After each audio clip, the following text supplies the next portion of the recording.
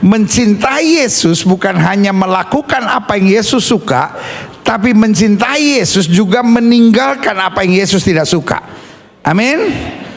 Taruh tangan kanan saudara di dada, sama-sama bilang, saya harus meninggalkan yang Yesus gak suka. Saya mau ini tertanam dalam hidup kita. Bukan hanya kita harus meninggalkan penyembahan berhala, karena kita memang sudah meninggalkan penyembahan berhala. Bukan hanya kita harus meninggalkan perzinahan, karena memang kita sudah meninggalkan perzinahan. Tetapi hal-hal kecil, suka menghakimi orang, apa-apa kecewa, apa-apa netting gitu, negative thinking, apa-apa selalu complaining gitu. Nah, makin kita meninggalkan hal-hal yang kelihatannya sepele, karena banyak orang jatuh bukan karena batu besar. Banyak orang jatuh kenapa saudara? Bukan karena batu besar. Banyak orang jatuh seringkali karena apa? Kerikil-kerikil kecil dan kita kepleset di dalamnya. Ada banyak orang yang bilang, saya kan tidak berzina, saya kan tidak judi, saya kan tidak minum mabuk, saya tidak menyembah berhala. Betul. Tapi kita selalu khawatir. Tapi kita selalu meragukan cinta Tuhan. Tapi kita apa-apa kepahitan, apa-apa emosi, apa-apa memaksakan kehendak. Mencintai Yesus bukan hanya melakukan yang Yesus suka, tapi meninggalkan yang Yesus gak suka. Amin. Nah, hari ini salah satu yang kita pelajari, yang harus kita tinggalkan adalah jangan seperti orang munafik dalam doa. Saya percaya anak Tuhan kekuatannya adalah doa. Anak Tuhan kekuatannya adalah apa? Sama-sama bilang sama saya, anak Tuhan kekuatannya doa. Kalau kita difitnah, kita apa saudara? Doa. Ketika kita dicurangin, kita apa saudara? Doa. Ketika kita dikhianati, kita apa saudara? Doa. Anak Tuhan yang menyadari kuasa doa adalah anak Tuhan yang asik. Anak Tuhan yang menyadari kuasa doa adalah anak Tuhan yang asik. Amin. Kalau hidup lu gak asik, berarti hidup lu kurang doa. Saya ulangi sekali lagi, kalau hidup lu gak asik, berarti lu kurang doa. Jangan bilang sama saya hidupnya gak asik pendeta, istri saya cerewet pendeta, saya hidupnya gak asik pendeta sebab saya gagal pendeta, saya hidupnya gak asik pendeta sebab saya berasal dari keluarga yang broken home. Kalau hidup lu gak asik, berarti hidup lu kurang doa. Sebetulnya khotbah saya cuma sampai sini aja. Tetapi kalau sudah renungkan, maknanya dalam. Taruh tangan kanan saudara di dada, sama-sama bilang, kalau hidup gua kurang asik, gua kurang doa. Saudara yang di rumah yang masih ngantuk-ngantuk begitu, ketik dalam chat saudara, kalau hidup gua kurang asik, berarti gua kurang doa. Nanti di perjalanan pulang dari gereja, ganti status saudara, tulis di situ, kalau hidup gua kurang asik, berarti hidup gua kurang doa. Makanya lu hidupnya nggak asik, lu kurang doa sih. Setuju saudara? Yesus bilang, berserulah kepadaku maka aku akan menyaut kepadamu. If you can handle your problem, don't think. Kalau saudara nggak bisa menyelesaikan masalahmu, jangan dipikirin. Ketika engkau nggak bisa selesaikan masalahmu, doalah. Amin. Karena kita bukan siapa-siapa, we just only servant. Kalau pembantu kita nggak tahu bagaimana mengatasi tagihan listrik karena itu udah bunyi. Listrik zaman sekarang aneh. Listrik zaman dulu nggak pakai bunyi dia. Maksud saya, kalau dia nggak bunyi, tetangga kan nggak tahu kita belum bayar. Tapi kalau bunyi kan, kalau rumah kita gede, nah kalau rumah kita pas-pasan, tetangga sampai bilang, Pak, bunyi-bunyi apa sih? Tahu tuh anak-anak bikin apa? Hari ini saya cuma mau bilang kepada saudara, ketika pembantu di rumah dengar itu listrik bunyi, dia nggak akan nyelesain sendiri. Dia akan bilang, "Nyonya, Tuan, listrik bunyi-bunyi tuh." Karena dia nggak bisa bayar dulu. Dia nggak bisa bilang, "Nyonya, saya udah bayarin, terserah Nyonya mau ganti, syukur, nggak mau ganti ya udah." Orang kaya kok pelitnya minta ampun. Nggak begitu. Hari ini saya cuma mau bilang sama saudara, kalau ada hal yang kita nggak bisa selesaikan, panggil namanya. Dia menyelesaikan segalanya, luar biasa. Mereka tepuk tangan, dia meriah. Sama-sama bilang, kalau hidup gua nggak asik, gua kurang doa. Saya mau ini tertanam dalam roh saudara, karena yang saya percaya anak Tuhan hidupnya pasti asik. Amin. Ayo kita lihat sama-sama Matius 6 ayat 5 sampai 8. Hal berdoa. Dan apabila kamu berdoa, Alkitab udah bilang, it's okay if your prayer are not perfect. It's okay kalau doamu nggak sempurna. Ada orang yang doanya Tuhan diulang-ulang. Tuhan, aku berdoa ya Tuhan. Dan Tuhan, aku berseru kepadamu ya Bapa. Aku mau Tuhan, supaya Engkau Tuhan datang menolong tuku Tuhan, ya Tuhan. Sama malaikat bilang, Tuhannya banyak banget. It's okay if you are not perfect in prayer. Sangat tidak apa-apa kalau engkau tidak sempurna dalam doa. Tapi yang Alkitab bilang, janganlah berdoa seperti orang munafik. Mereka suka mengucapkan doanya dengan berdiri dalam rumah-rumah ibadat, pada tikungan-tikungan jalan raya, supaya mereka dilihat orang. Jadi kembali doa mereka yang saya sebut doa pencitraan. Doa apa saudara? Doa apa saudara? Jadi kalau doa bukan karena pencitraan, why we pray? Because we need. Amin. Sama-sama bilang, saya perlu berdoa. Kenapa saya perlu berdoa? Karena saya lemah. Kenapa saya perlu berdoa? Karena saya terbatas. Kenapa saya perlu berdoa? Karena doa menyenangkan hati Tuhan. Kenapa saya perlu berdoa? Karena dengan saya berdoa, saya akan mendapat banyak petunjuk dari Tuhan. Orang kaya, engkau perlu doa. Nah, orang kaya aja perlu doa, apalagi orang susah.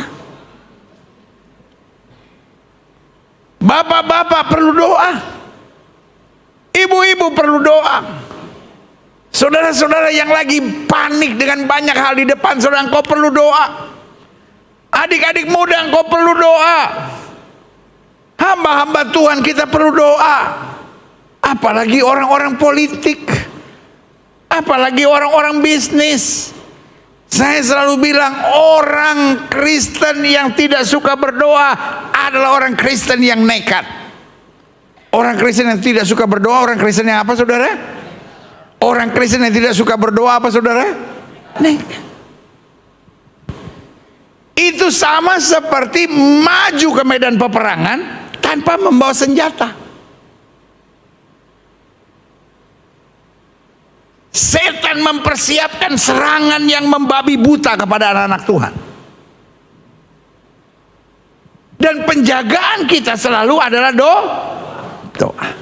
Makanya Alkitab bilang, janganlah kamu berdoa supaya dilihat orang. Aku berkata kepadamu, sesungguhnya mereka sudah mendapat upahnya. Tetapi jika engkau berdoa, masuklah ke dalam kamarmu, tutuplah pintu, dan berdoalah kepada Bapamu yang ada di tempat tersembunyi. Maka Bapamu yang melihat yang tersembunyi akan membalas kepadamu. Pertanyaan saya, kita boleh doa di gereja enggak? Kita boleh doa di tempat umum nggak? Ada orang yang kalau makan di kantin tidak pernah doa. Temannya bilang, lu gila lu, kayak kebo lu. Masa makan nggak doa? Alkitab bilang kalau makan masuk kamar tutup pintu. Masa gue mesti bawa makanan ke kamar? Jadi karena nggak di kamar gue nggak usah doa. Itu aneh, saudara-saudara. Intinya yang Alkitab sedang mau ngomong bukan lokasinya tapi sikap hati. Yang Tuhan mau ngomong apa, saudara? Bukan lokasi tapi sikap hati. Karena doa bukan supaya dilihat orang, tapi doa adalah kebutuhan, keperluan dari setiap orang. Lanjut ya. Dikatakan selanjutnya, klik. Lagi pula dalam doamu itu, janganlah kamu bertele-tele seperti kebiasaan orang yang tidak mengenal Allah. Artinya doa itu langsung aja, gak usah mikirin bagaimana bahasanya. Kalau saya lagi sakit hati bilang sama Tuhan, Tuhan saya sakit hati, saya tuh gak terima Tuhan. Tuhan boleh gak beri hati saya tenang? Saya perlu banget hati yang tenang. Sama Tuhan gak usah jaim. Jadi yang pertama gak usah apa? Pencitraan. Yang kedua sama Tuhan gak usah jaim. Apa adanya aja. Mereka menyangka, ini dia, mereka berasumsi bahwa karena banyaknya kata-kata doanya akan dikabulkan. Jadi doa bukan soal orang bisa bilang, wih saya berdoa 2 jam sehari. Lalu kita pikir gimana ya supaya doa 2 jam sehari? Kata-katanya saya tambah. Kalau saudara tanya sama saya, kenapa orang bisa berdoa 2 jam? Orang berdoa 2 jam itu bukan ngomongnya yang panjang, tapi masuk dalam hadirat Tuhan yang lama. Jadi jangan saudara pikir orang berdoa 2 jam tuh ngomong terus gitu, Tuhan aku gini. Enggak. Kadang-kala dalam doa kita feel His presence. Kadang-kala kita rasakan hadiratnya. Kadang-kala kita cuma nangis di hadapan Tuhan. Nangis bukan karena banyak masalah, tapi nangis karena kagum melihat kuasa Tuhan yang dahsyat dan luar biasa. Amin. Lanjut ya. Dikatakan, jadi dikatakan, janganlah kamu seperti mereka, karena Bapamu mengetahui apa yang kamu perlukan sebelum kamu minta kepadanya. Orang-orang logika akan mempersoalkan ayat ini dan berkata, if God knows our heart, kalau Tuhan udah tahu hati kita, ngapain dia suruh kita doa? Kok Tuhan aneh-aneh banget sih? Kalau Tuhan udah tahu ya udah. Kalau saya tahu anak saya butuh sepatu, kan gak usah dia ngomong dulu kan, papi aku butuh sepatu. No. Different. Tuhan mau kita punya hubungan. Sama-sama bilang sama saya hubungan. Sehingga kita tahu everything is not come by coincidence. Tidak ada sesuatu yang terjadi secara kebetulan. Waktu kita punya hubungan dengan Tuhan, disitulah kemenangan Tuhan sediakan. Sama-sama bilang sama saya, waktu ada hubungan dengan Tuhan, di situ kemenangan. Hari ini kita akan menerima perjamuan suci. Perjamuan suci mengajarkan kepada kita dari pihak Yesus, Yesus siap mengerjakan apa saja. Dari pihak kita, Tuhan cuma mau kita jaga hubungan. Amin. Dan kita jaga hubungan bukan supaya Tuhan senang, tapi Tuhan mau kita jaga hubungan supaya kita gak gampang digoncangkan. Jadi menjaga hubungan dengan Tuhan bukan untuk kepentingan Tuhan, tapi untuk kepentingan kita. Amin. Sama seperti handphone saudara-saudara charge, bukan karena listriknya ingin berhubungan dengan handphone saudara, tapi supaya handphone saudara selalu siap untuk dipakai. Dan saya percaya kalau hubungan charge kita dengan Tuhan baik, maka hidup kita akan selalu jadi berkat. Berikan tepuk tangan yang meriah buat Tuhan. Amin. Ada banyak orang pikir Tuhan tuh seneng gitu kalau kita nyapa dia terus menerus. Tuhan senang kita menyapa bukan untuk kepentingan Tuhan. Terus pertanyaan saya, kalau saudara nggak nyapa Tuhan, Tuhan stres, Tuhan ngambek, Orang Manado bilang Tuhan maraju. Iya kan? Kita panggil Tuhan, enggak. Kenapa Tuhan ngambek? Lu pikir Tuhan seperti girlfriend saudara kah? Hari ini saya cuma mau ingatkan buat saudara, Tuhan senang kita menjaga hubungan. Bukan untuk kepentingan Tuhan, tapi untuk kepentingan kita. Supaya kita selalu kuat, supaya kita selalu dahsyat, supaya hidup kita selalu jadi berkat. Berikan tepuk tangan yang meriah buat Tuhan. Nah, klik. Karena itu saya simpulkan begini, kekristenan tidak dapat dipisahkan dari doa. Dari zaman dulu kita kenal doa adalah apa? Nafas hidup orang percaya. Makanya hari ini saya mau supaya setiap jemaat Gereja Bethel Indonesia Glow Fellowship Center, baik yang di rumah maupun yang di gereja, yang baik yang mengikuti ibadah langsung maupun ibadah online, kita punya moto, kalau hidup gua nggak asik berarti gua kurang doa. Karena doa bikin hidup kita asik. Sama-sama bilang doa bikin hidup kita asik. Doa bukan bikin hidup kita semuanya nggak ada masalah, tapi di tengah masalah tetap asik. Daud dimaki sama Goliat, hidupnya tetap asik. Engkau boleh datangi aku dengan pedang, tombak, dan lembing, tapi aku datangi engkau dengan nama Tuhan semesta alam. Sarah, Mesa, Abednego walaupun dibuang ke dapur api, hidupnya tetap asik. Yusuf walaupun dibuang ke dalam penjara, hidupnya tetap asik. Dan saya percaya anak-anak Tuhan hidupnya asik. Amin. Jadi lihat masalah sebagai bagian kehidupan. Sama seperti kalau saudara naik kapal laut, di samping kiri kanan saudara, saudara lihat ombak, tapi saudara tetap asik. Kadang-kadang di tengah ombak saudara selfie. Hanya orang gila yang naik kapal lalu berdoa, Tuhan biar nggak ada ombak, biarkan ombak ada, tapi kapal bisa mengatasinya. Berikan tepuk tangan yang meriah buat Tuhan. Amin. Klik. Nah, saya pelajari kenapa doa penting buat kita. Satu, karena lewat doa kita melihat kemenangan.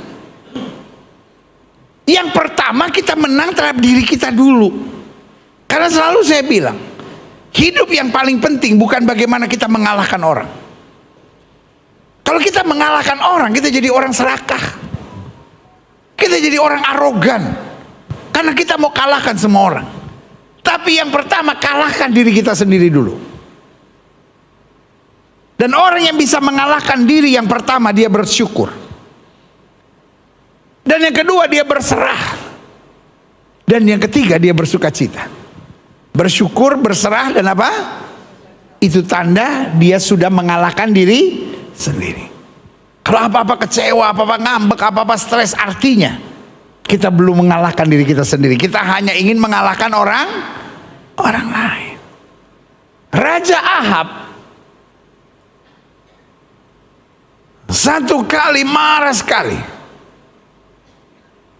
karena dia melihat kebun anggur Nabot,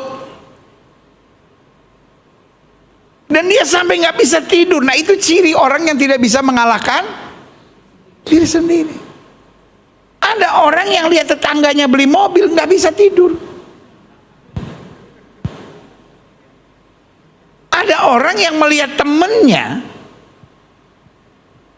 naik pesawat pribadi, stres.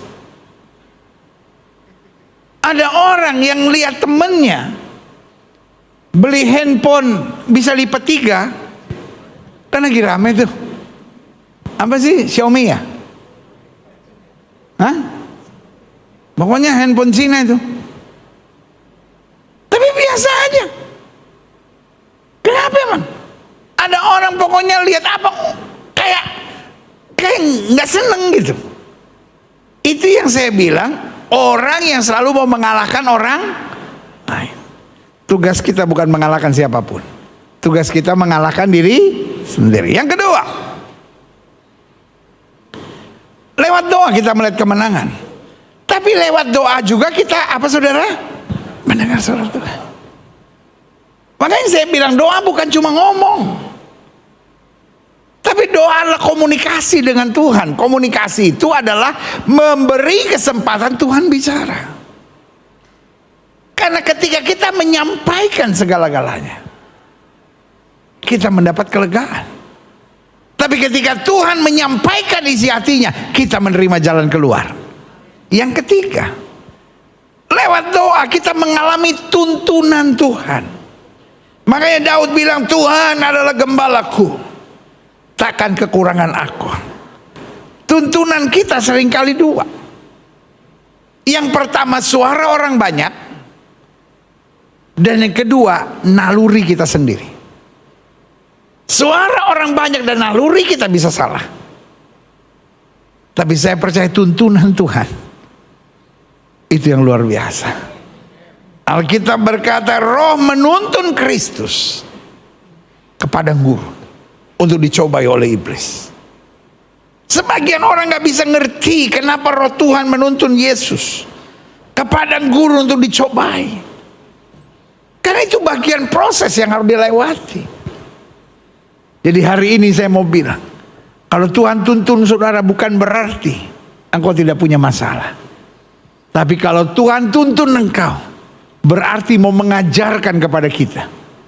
Hidup Kristen bukan hanya mengandalkan logika. Yang lain boleh bermegah dengan keretanya, yang lain boleh bermegah dengan kudanya. Tapi kita bermegah dalam Allah yang memberi kekuatan buat kita. Yang setuju katakan amin. Yang keempat saya pelajari, lewat doa kita menyadari kesalahan kita serta hal-hal yang perlu kita perbaiki. Nah, ini yang kadang-kala keliru. Kita kadang-kala merasa semua orang yang salah, saya yang benar. Kita merasa semua orang yang perlu berubah, saya udah oke. Tapi hebatnya doa Allah. Doa membuat Daud menyadari, I have sinned before you, God. Doa menyadari anak bungsu untuk berkata, aku sudah berdosa kepada Bapa. Jangan anggap aku sebagai anak Bapa, tapi jadikan aku salah seorang pelayan Bapa. Hidup ini kuncinya menyadari kesalahan. Hidup ini kuncinya bagaimana kita memperbaiki hidup kita. Saya nggak bisa merubah semua orang, tapi saya bisa merubah diri saya supaya bisa menerima segala orang di depan saya dengan hati yang tetap penuh syukur kepada Tuhan. Berikan tepuk tangan yang meriah buat Tuhan. Jadi ingat ya, kenapa doa itu penting? Kenapa kalau saya kurang doa hidup saya nggak asik? Karena lewat doa saya akan melihat kemenangan. Lewat doa saya mendengar suara Tuhan. Lewat doa saya mengalami tuntunan Tuhan, tuntunan Roh Tuhan. Dan lewat doa saya menyadari kesalahan saya serta hal-hal yang saya perlu perbaiki. Sehingga saya bisa berkata aku hidup, tapi bukan lagi aku yang hidup, tapi Kristus yang hidup dalam aku. Klik. Selanjutnya saya pelajari, adapun hal-hal yang kita perlu mengerti tentang doa orang benar. Kenapa doa orang benar tidak seperti orang munafik? Yang pertama, karena doa orang benar adalah doa yang sendiri bersama Tuhan. Sendiri bukan berarti kita tidak boleh berdoa bersama-sama.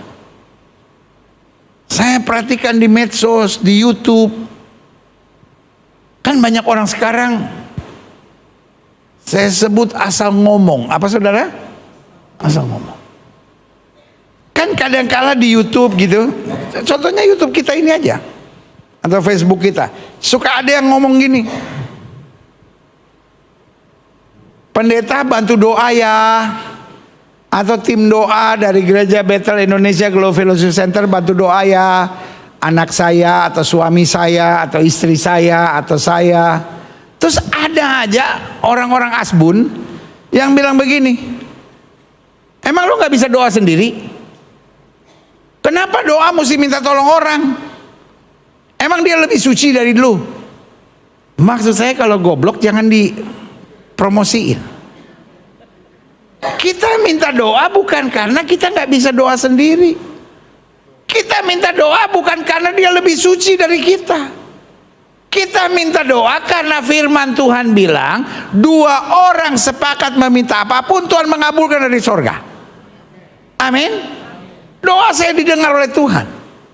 Tapi kalau kita berdoa bersama-sama, itu kan lebih indah. Kenapa dia lebih indah? Karena dengan meminta doa, sebetulnya saya sedang merendahkan diri. Setuju? Dan Tuhan senang lihat orang-orang yang merendahkan hati, merendahkan diri di hadapan Tuhan. Orang yang bilang saya nggak butuh doa siapapun, saya bisa doa sendiri. Di dalamnya sebetulnya ada kesombongan dan kearoganan. Jelas sampai di sini? Jadi bukan berarti doa kita nggak penting, doamu penting. Amin. Sama-sama bilang doa saya penting. Tapi ada kalanya we have to share. Sebagai bukti kerendahan hati. Dan membutuhkan Tuhan dengan segenap hati saya. Jadi sendiri bersama Tuhan di sini bukan berarti kita nggak boleh minta doa. Sendiri bersama Tuhan berarti private life kita dengan Tuhan. Doa adalah sesuatu yang saya perlukan. Amin. Doa bukan supaya dinilai oleh orang. Orang mau bilang doamu nggak mantap, nggak apa-apa. Karena yang Tuhan lihat hati, bukan kata-kata, bukan cara doa. Ada orang yang kalau doa kadang-kala nggak sampai selesai. Dia cuma doa Tuhan, Tuhan, nangis dia. Orang bilang Pantekosta banget sih lu, karismatik banget lu sih. Itu kalau Stephen Tong bilang gereja palsu lu, gereja nggak bener lu karismatik. Biarin orang mau ngomong apa, biarin aja orang mau ngomong apa.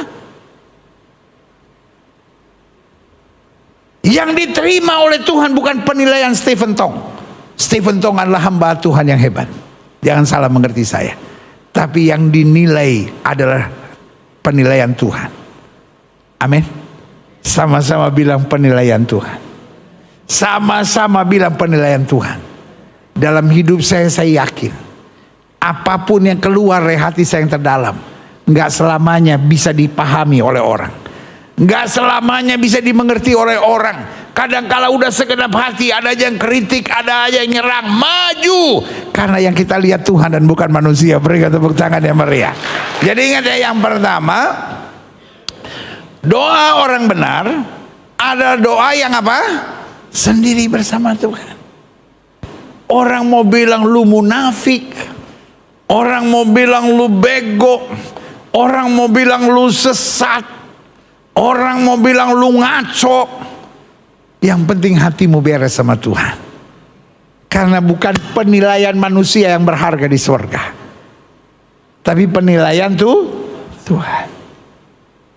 Karena hari-hari ini yang kita lihat kritik, hinaan, serangan sudah terjadi di mana-mana. Tapi saya mau sudah stabil. Yang kau pandang tetap Tuhan Yesus. Amin. Yang kedua, ada makanya Matius 6 ayat 6 bilang begini, tapi jika kau berdoa, masuklah ke dalam kamarmu, tutuplah pintu dan berdoalah kepada Bapamu yang ada di tempat tersembunyi. Maka Bapamu yang melihat tersembunyi akan membalasnya kepadamu. Di sini tidak menjelaskan kepada kita bahwa kalau kita berdoa lokasinya harus di dalam kamar. Tapi menjelaskan kepada kita, prayer is your private life with God. Artinya nggak perlu ada orang yang mencampuri urusan saudara dalam doa. Nggak perlu ada penilaian dari siapapun dalam doa. Karena itu urusanmu dengan Tuhan.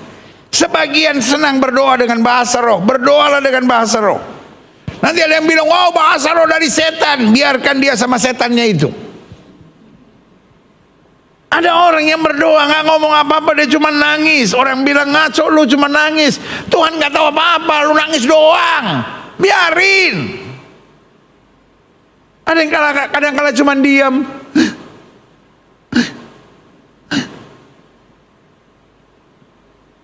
Mau ngapain sih? Biarkan orang buat penilaian menurut mau-maunya. Karena doa urusan kita sama Tuhan secara pribadi. Amin. Yang kedua saya pelajari. Adapun hal yang perlu kita mengerti tentang doa orang benar. Doa orang benar adalah doa yang jujur dan sederhana. Amin. Bukan doa yang kita belajar dari orang lain. Ada aliran kalau doa sepenggal kata cek. Tuhan, aku datang kepadamu. Itu aliran sepenggal kata cek.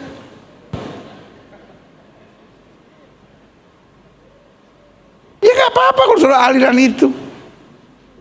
Tapi gak usah dengar orang cek, lu cek juga. Orang yang baru bertobat pikir ini kenapa sih kok doa kayak ngomel-ngomel gitu kan? Kalau kita lagi ngomel kan gitu.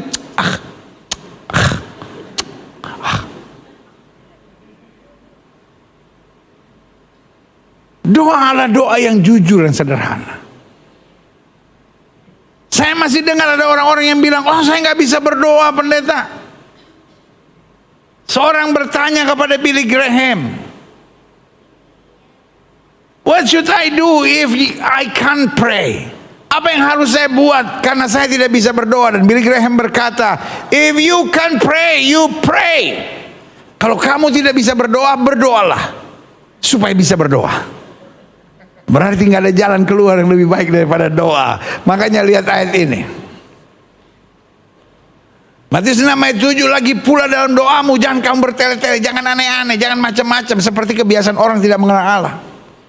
Mereka menyangka bahwa karena banyaknya kata-kata doanya akan dikabulkan. Saya tidak menentang yang namanya buku doa. Kan ada orang yang kalau doa mesti pakai buku doa. Karena kalau nggak pakai buku doa kayaknya nggak mantap. Buat saya kalau memang itu cara saudara berdoa silahkan. Tapi yang paling penting bukan berarti buku doa itu akan berdoa bagimu. Ngerti nggak maksud saya? Tapi yang saya mau jelaskan kejujuran hati kita. Makanya kalau saudara lihat ibadah-ibadah apapun, mereka punya hafalan dalam doa. Silahkan. Tetapi yang saya mau bilang, Tuhan mau lihat kejujuran hati saudara. Kalau saudara lagi jengkel, bilang sama Tuhan, Tuhan saya lagi jengkel banget Tuhan. Saya kayaknya susah gitu ngampunin. Masa orang itu ngomong begini-begini. Jujur aja. Buat saya doa itu bukan hanya doa, tapi doa itu juga adalah curhat di hadapan Tuhan. Tetapi doa bukan hanya curhat, tapi doa juga setelah kita curhat, kita menyatakan kepada Tuhan, aku tetap yakin Tuhanku tidak pernah meninggalkan aku. Katakan amin. Yang ketiga, yang perlu kita mengerti tentang doa orang benar, doa orang benar disertai keyakinan bahwa Allah mengerti hati kita. Amin. Tapi Allah yang mengerti hati kita, mau kita punya hubungan dengan Dia. Coba lihat ayat ini. Jadi janganlah kamu seperti mereka, karena Bapamu mengetahui apa yang kamu perlukan sebelum kamu minta kepadanya. Jadi jangan naikkan yang disebut scanner prayer. Tahu nggak scanner prayer? Tuhan, Engkau tahu segala sesuatu dalam hatiku. Amin. Jadi kita minta Tuhan scan hati kita. Oh Tuhan tahu kan yang saya perlukan.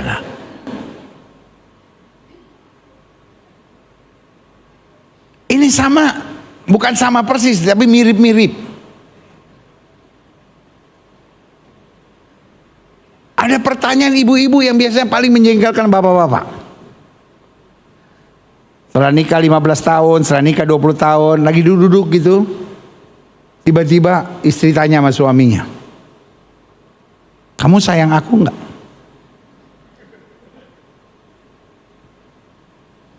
Ada suami-suami yang chill aja gitu, sayanglah gitu. Tapi ada suami yang bisa berkelahi tuh kalau ditanyain gitu. Maksudnya apa sih kamu nanya? Ya enggak, aku cuma nanya aja. Kamu ragu? Enggak. Kita udah 35 tahun sama-sama, anak udah 7. Masa kamu masih nanya begitu? Papa apa sih kok ditanya aja ribut? Berkelahi.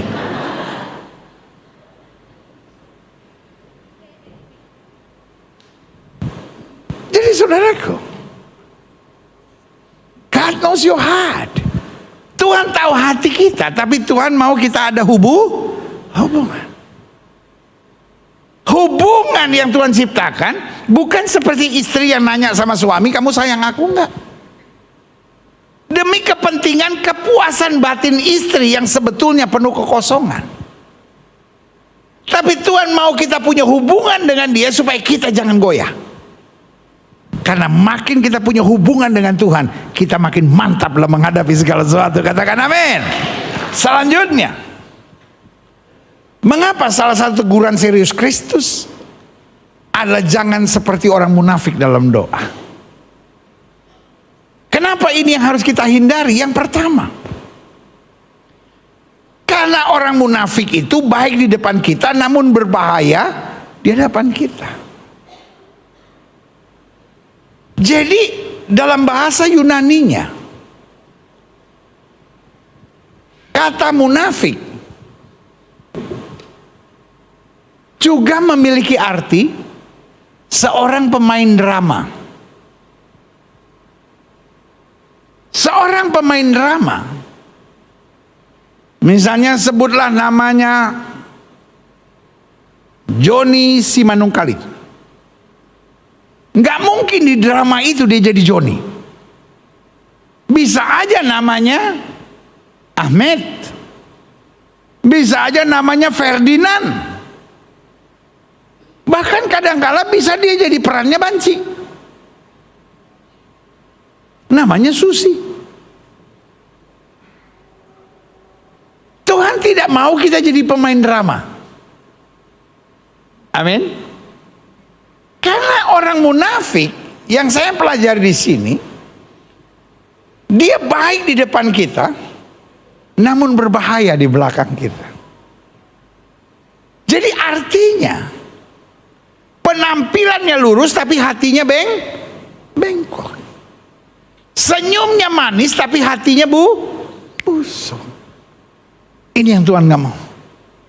Tuhan gak mau kita jaim, Tuhan gak mau kita pencitraan dalam doa.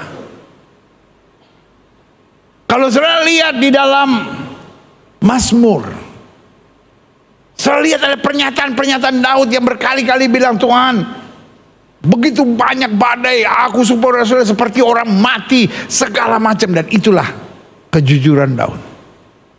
Untuk meyakini apapun yang terjadi, engkau tetap Tuhan yang terbaik. Waktu hari ini kita menerima tubuh dan darah Kristus, sudah seharusnya kita menyadari tidak ada gunanya saya bersandiwara. Karena Kristus yang mati buat saya, ada Kristus yang menjamin segala yang terbaik buat saya. Haleluya, amin. Yang kedua, yang saya pelajari, mengapa salah satu teguran serius Kristus adalah jangan seperti orang munafik dalam doa. Karena orang munafik baik di depan kita namun berbahaya di belakang kita. Yang kedua, orang munafik sering apa? Mempergunakan topeng-topeng kepalsuan yang bisa membuat kita terkecoh, yang bisa membuat orang lain terkecoh. Ngeri saudara-saudara.